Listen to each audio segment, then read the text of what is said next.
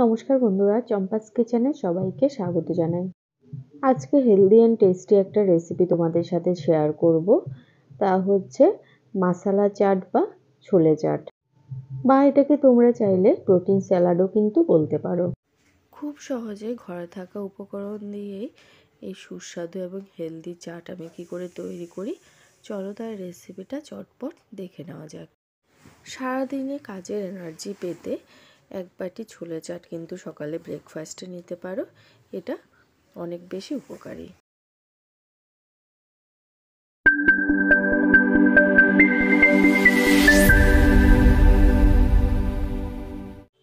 আমি 1 কাপ পরিমাণ কাঁচা মুগ, ছোলা এবং চিনেবাদাম এখানে নিয়েছি।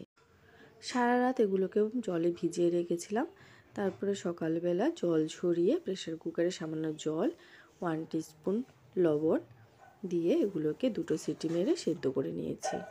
এখন এর মধ্যে দেব কুচনো টমেটো, দিচ্ছি একটা বড় সাইজের গাজর কুচনো, একটা ছোট সাইজের পেঁয়াজকেও চপ করে নিয়েছি, এগুলো দিয়ে দিচ্ছি। দিচ্ছি 2টো কাঁচা পাকা লঙ্কা কুচনো, 1 মুঠো পরিমাণ ধনেপাতা কুচনো দিয়ে দিলাম। 1/4 টিস্পুন করে দিচ্ছি বিট লবণ, 1/4 টিস্পুন গোলমরিচ গুঁড়ো দিয়ে দিলাম, 1 টিস্পুন দিচ্ছি ভাজা জিরে গুঁড়ো, 1/4 টিস্পুন দেব নর্মাল লবণ। 1 টুকরো পাতিলেবুর রসকে এর উপর থেকে ছড়িয়ে দিয়ে দিচ্ছি।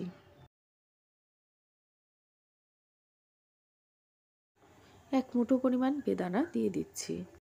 তবে তোমরা চাইলে এর মধ্যে পনির কুচনো কিংবা সেদ্ধ করা ডিমও কিন্তু দিতে পারো।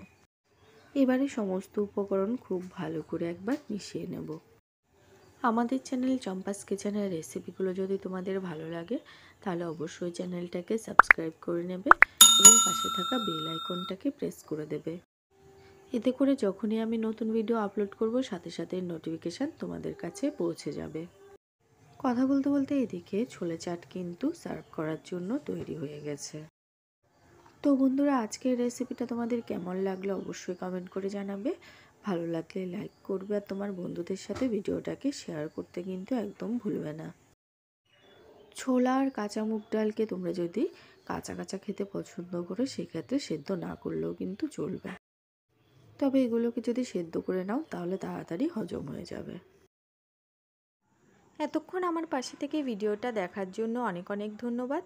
ভালো থাকবে, সুস্থ থাকবে। পরের ভিডিওতে আবার দেখা হবে। বাই।